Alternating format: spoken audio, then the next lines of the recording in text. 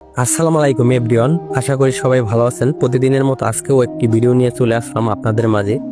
ভিডিওটা একটু লং হবে, তবে সবাই ধৈর্য সহকারে দেখবেন। আজকে যে টপিকটি নিয়ে আলোচনা করব সেটি হচ্ছে কন্টেন্ট মনিটাইজেশন কিভাবে সেট আপ করবেন সঠিকভাবে এবং সঠিক পদ্ধতিতে। তো এটা অনেকেই জানে না যে কি কি ডকুমেন্টস লাগে, কি কি কাগজপাতি লাগে কন্টেন্ট মনিটাইজেশন সেট আপ করানোর জন্য।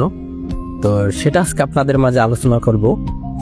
কন্টেন্ট মনিটাইজেশন যাদের আসছে নতুন অ্যাক্টিভ অডিয়েন্স আছেন, অনেকেই যে কন্টেন্ট ক্রিয়েটর করে যাচ্ছেন কিন্তু জানেন না কিভাবে সঠিকভাবে ব্যাংক সেট আপ করবেন।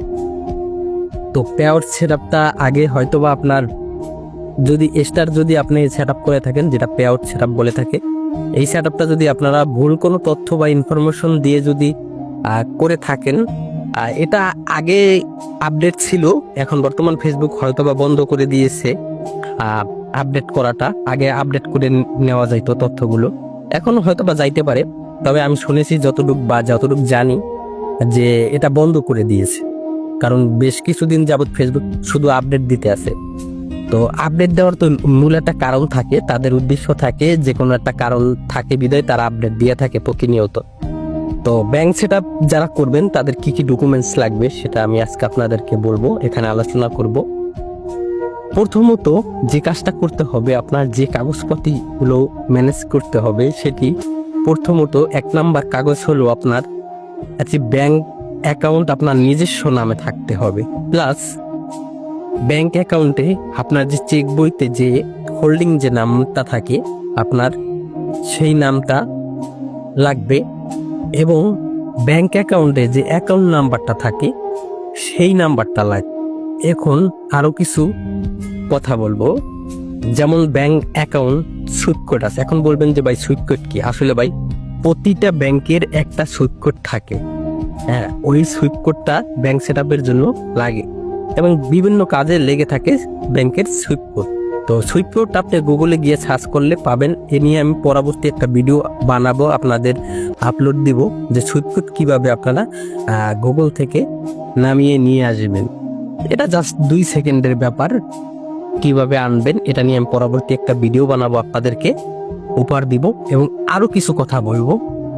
ব্যাংকের প্রথমত ব্যাংকের চেক বই যে নামটা আছে ওটা লাগবে, অ্যাকাউন্ট নাম্বারটা লাগবে, আপনার সুইফট কোডটা লাগবে ব্যাংকের। এই গেল 3টা স্টেজ। এবং আপনার আদার্স নিজের যে পার্সোনাল এনআইডি কার্ড আছে সেটা লাগবে।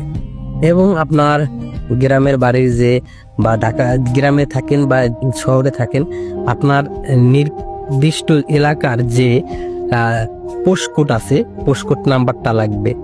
এবং আপনি ব্যাংকে যে সেম সিগনেচারটা দিছেন বা নামের যে প্রথম যে সিগনেচারগুলো দিবেন, এটা কিন্তু খুব গুরুত্বপূর্ণ একটা টপিক। লাস্ট ফিনিশিংয়ে যাইয়া ওই সিগনেচারের জন্য অনেকে আটকা পড়ে যায়, দেখে সব কমপ্লিট করে ফেলছে, লাস্টে সিগনেচার মেস করতে আসে না।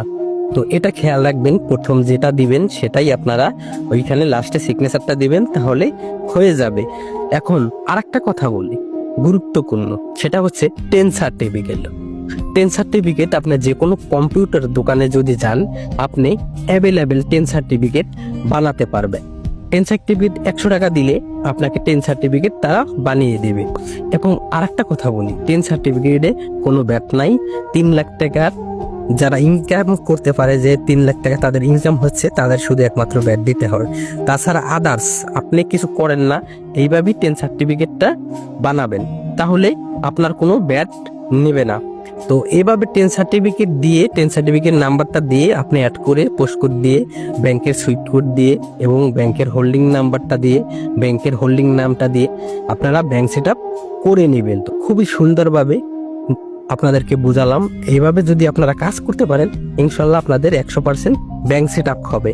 এবং যে বুঝে, যে পারদর্শী আছে এই বিষয় নিয়ে, আপনারা আপনাদের কাছে তাদের থেকে পরামর্শ নেবেন, তাহলে আশা করি আপনারা বুঝতে পারছেন আমার বিষয়টা, আমি আপনাদেরকে বোঝাতে পেরেছি।